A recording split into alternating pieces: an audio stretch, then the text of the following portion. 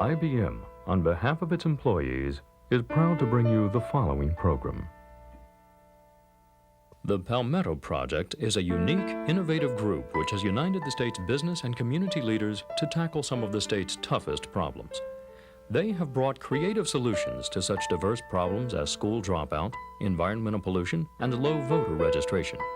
Now comes the biggest challenge: pulling South Carolinians together to help the forgotten victims of Hurricane Hugo. Those for whom the ravages of the hurricane are still a living nightmare, not a fading memory.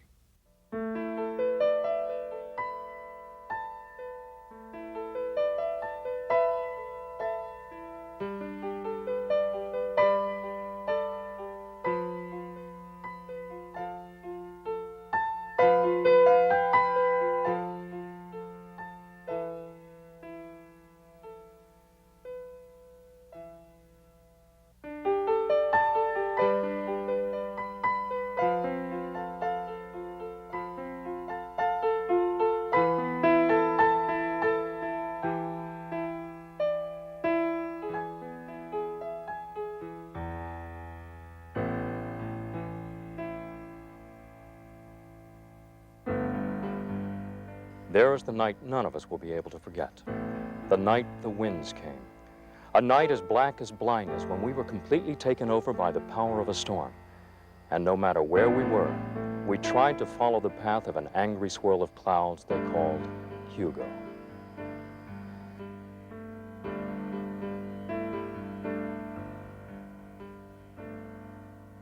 That was 9 months ago. Hugo came with a vengeance we'd never witnessed before. And finally, he meandered into history. Then we saw a flood of food and clothing and compassion streaming in from across South Carolina and the rest of the country. We slowly patched up our state. Now we hear some people boast of our recovery. We're back, they say. Some even dare the rest of the world to come and take a look at the way we beat back the storm. But if you look close enough, you'll see that our recovery is somewhat of an illusion. For the 1,200 South Carolina families we have found, Hugo has never been a memory. For these people, the storm is as alive today as it was in the early morning hours of September 21st, 1989.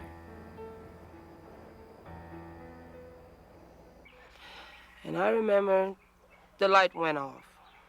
And we were sitting in the dark about for 30 minutes, and we hear one of the young men's yell, and he said, guess what, water coming in.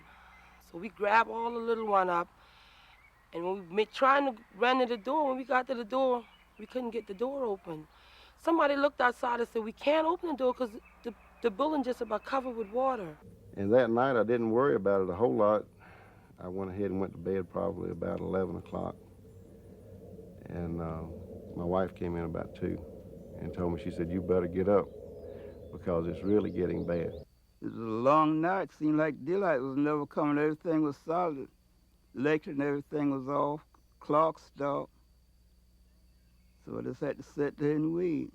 So I was really in a position where I was glad that I had been a church member and did a lot of praying before then, because I didn't really have any foundation to hold me when the hurricane hit. It was so bad.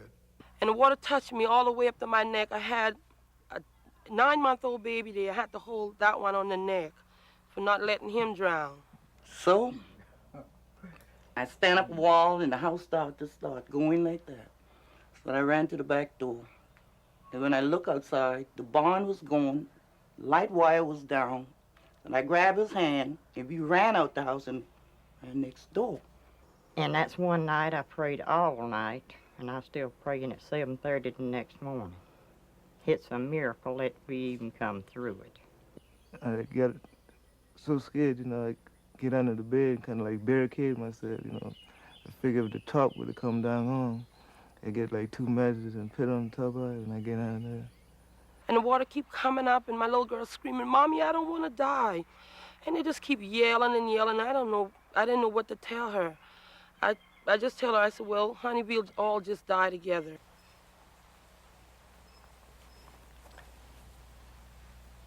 For these people, and many others like them around our state, The night of Hugo has never come to an end.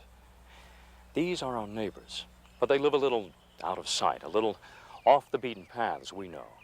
And today, every day, they live with the storm. The water still pours through their rooftops. The wind still rattles through holes where windows used to be. These people still need our help, and they need it desperately. They want to feel that South Carolina has not forgotten them. And through programs administered by the Palmetto Project, there are many ways we're asking you to help, from direct contributions to adopting a family that's trying to put the pieces back together. During this show, you'll see a number you can call to find out more about the ways you can give. We'll tell you more later, but first, we have some stories to tell you. Williamsburg County, nestled in the Carolina Low Country.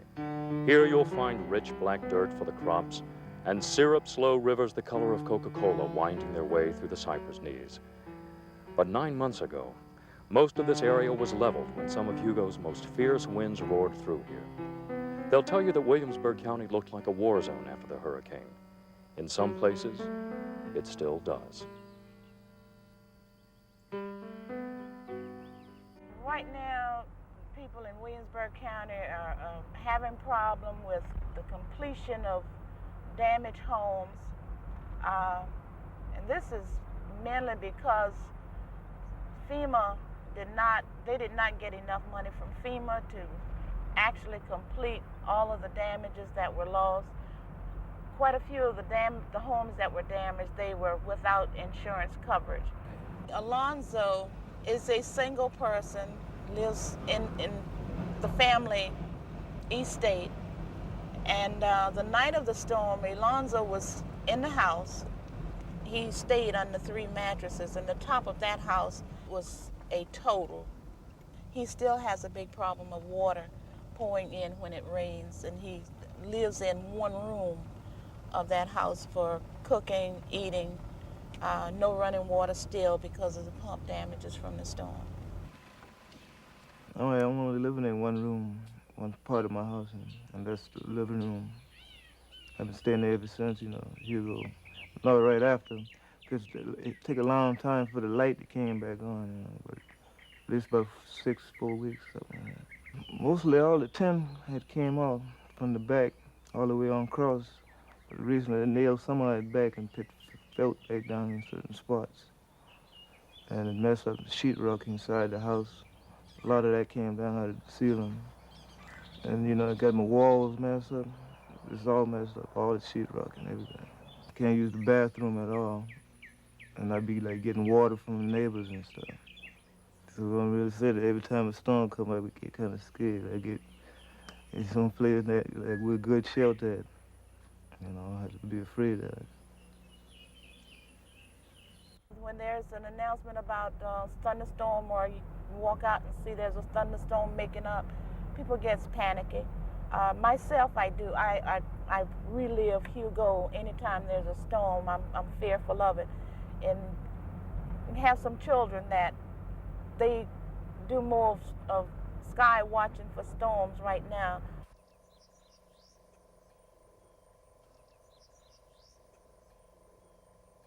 It just was a bad scene to see the next day. Nothing didn't look right. And don't look right from that up until now. Right now, my house need the light put on, and they need some wire and stuff going in there. And they was supposed to come back after the light come on and put it on, fix it, but they ain't get back yet. Don't have running water, not yet. Neither bathroom, not yet. This is not livable right now. Well, I feel kind of a one-time thing, like I was just up against the wall, looking nothing wasn't going right. I just been walking with a heavy load. But by and by, after Miss Edna Hampton and them come in and moved me out, then I began to looking up. Things looking much better now. After a while, I think I'll be returning home, if it's the Lord will, by the help of them. A dollar amount of damages in Williamsburg County netted some anywhere from $435 to $450 million. That's including all of the damages, including the houses, timber, businesses, some other parts, other things in Williamsburg County that has been damaged.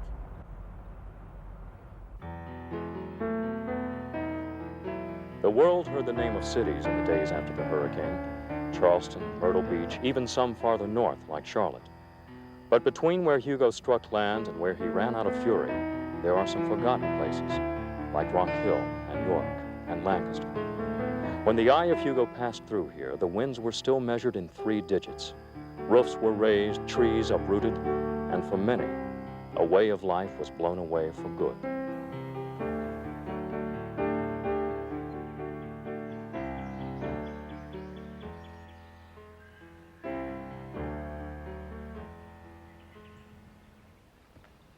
When I looked out, there was limbs all over the yard. It was just a big mess. And I looked up on the roof, and there's limbs all over the roof. And I had to get up on the roof. I didn't have anyone to get up there. I had to get up there and get the limbs off. Then I had to go to town and get some roof cement and climb up on the roof and patch the roof where the water was coming in. The insulation in places is coming through the ceiling from the water coming in through the roof, and there's a lot of damage inside the house, and there's a lot of repair to be done. There's just so much that I can't do myself. I just can't re-roof it myself, so I just have to wait until I can get some help to do it.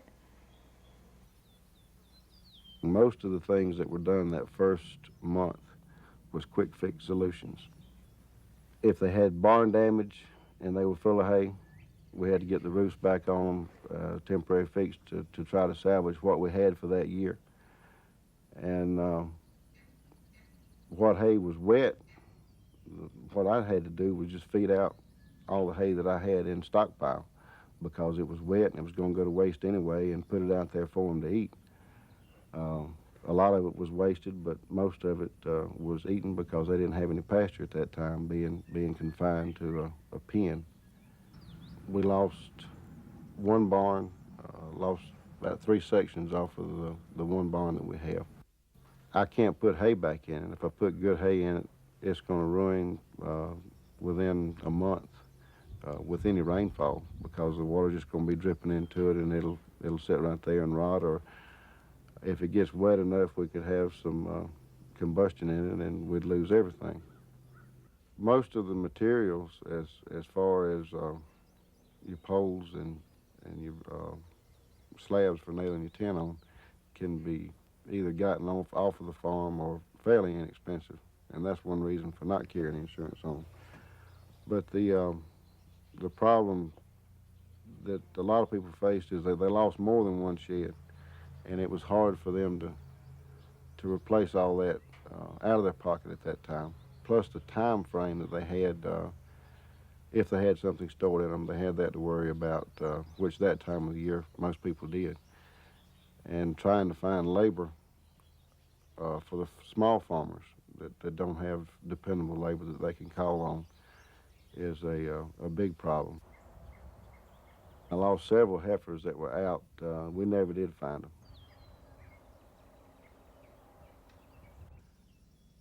The fences, to fence in 400 acres, starting from scratch, and I have no idea how long it's going to take.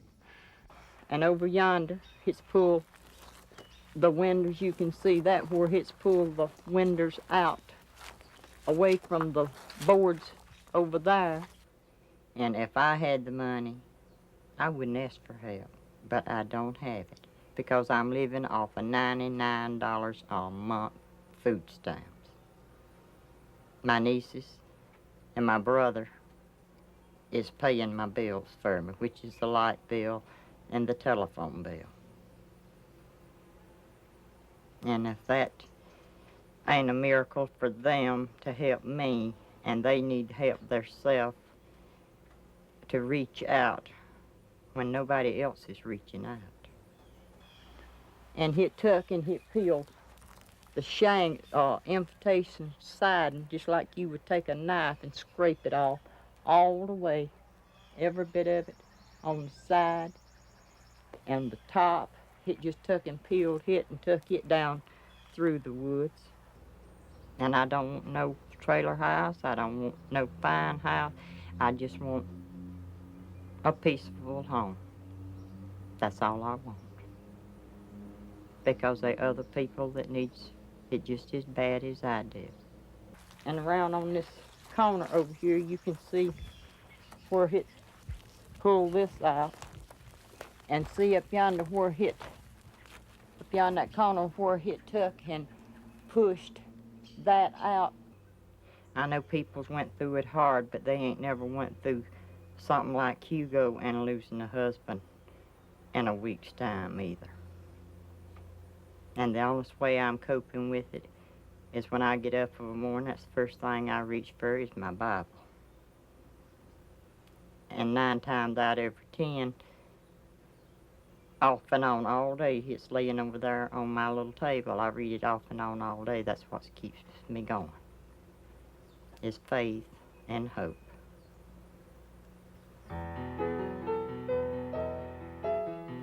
In the farmland near Sumter, there is a small country church that has been standing since 1846.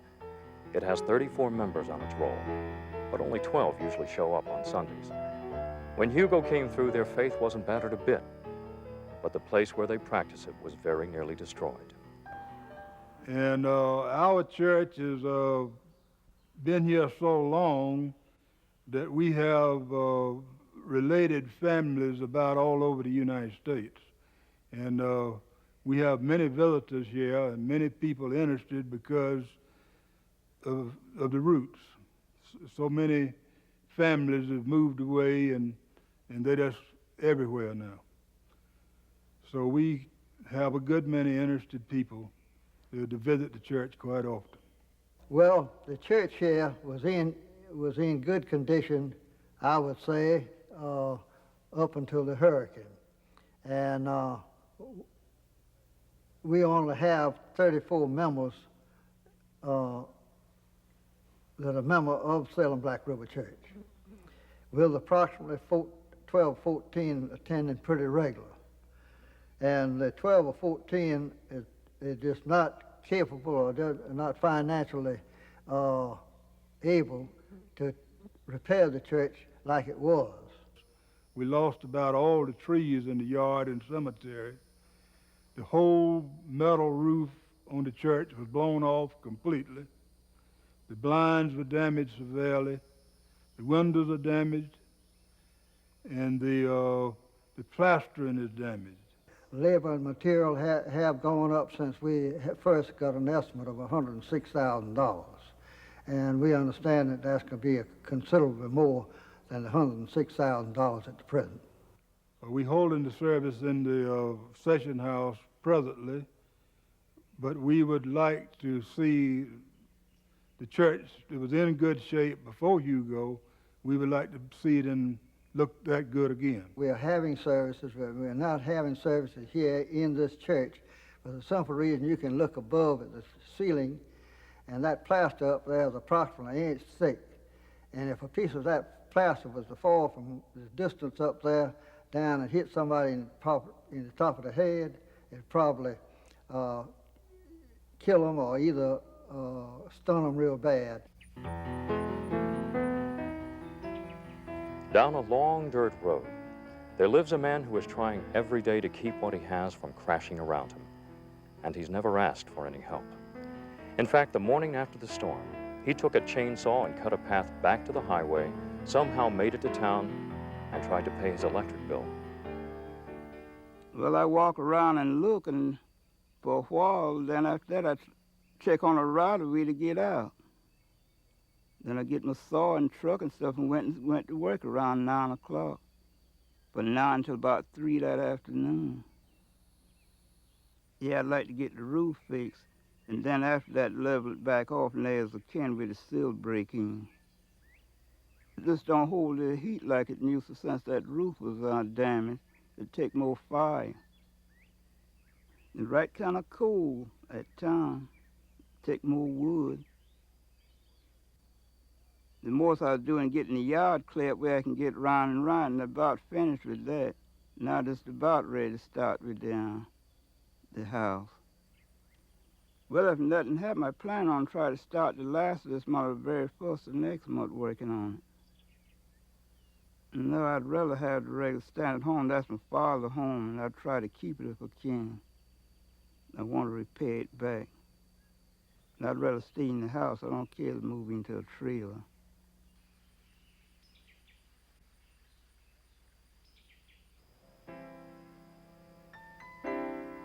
In Allendale, you can easily see how things will never be the same again. How Hugo destroyed a lot more than trees and shingles. The hurricane stripped this coastal community of its identity and its pride. And that's what the people of Allendale are trying to reclaim, 9 months after Hugo took almost everything they had. Hurricane Hugo is the worst thing that I've seen happen in this community since I've been living here. The destruction, the devastation, the problems, the emotions of the people, it's just overwhelming. We have homes here that's not even touched yet. People living in substandard housing. This is 1990, and you wouldn't believe that in this country, we still have people living without plumbing.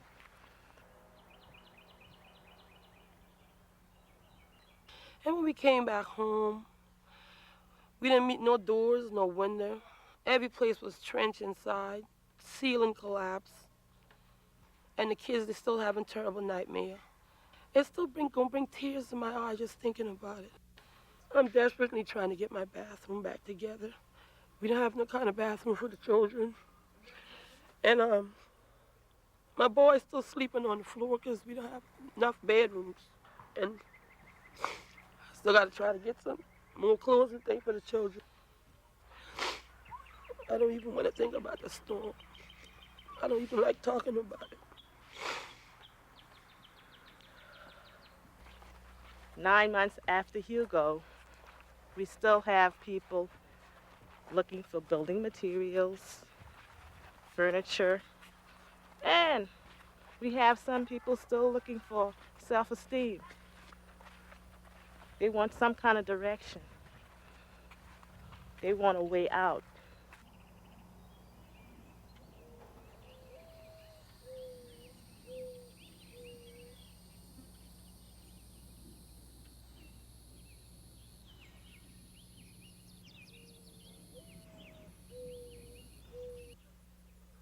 I just left it to the good Lord.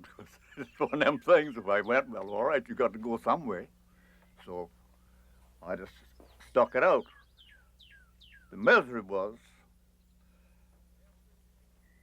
every day for 1 week until I got the roof back on, I had to bail water out here. Because I lived overboard for 1 week. And there was the rain coming down on you, you know what I mean, and that was awful. I had the cats, the dogs, and everything, but the kitchen now and all this didn't go, you see. But the roof and stuff on the house I went, but after I said, well, I'll just go ahead and cover it all. I wouldn't even ask them to do anything. I'd have got a helper and did the work myself, but I'm not able to do it. I got angina and I can't do it. This porch has got to be fixed. There's quite a bit of stuff here to do to it.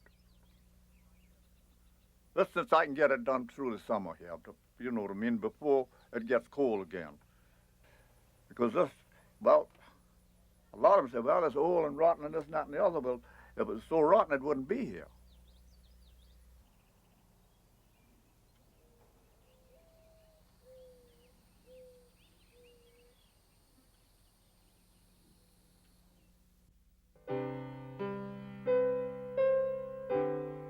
When you look at these people who are all but forgotten, you see many things in their eyes.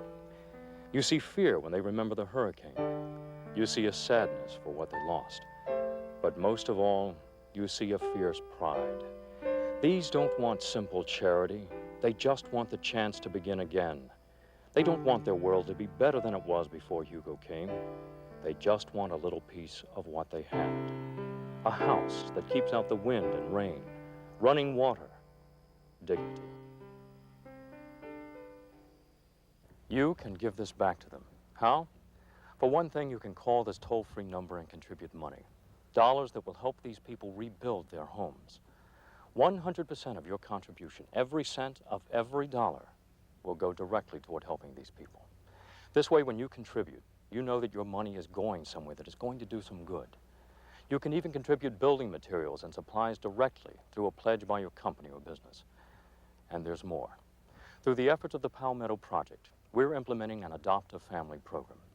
You can sponsor a family, meet with them, learn about their problems firsthand, and do what you can to help out. When you adopt a family, you can actually witness the changes you help create.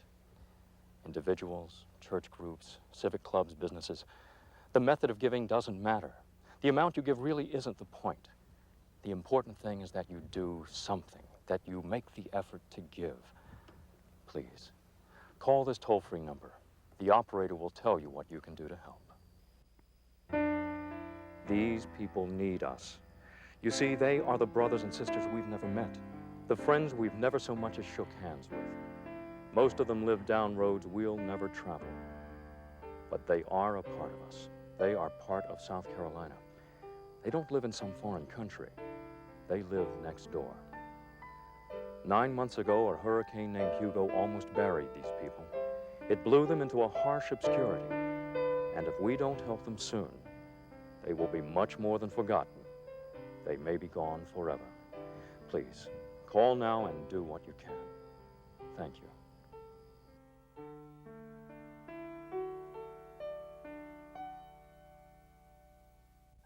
To help, please call this toll-free number or drop your donation off at any branch office of South Carolina National Bank.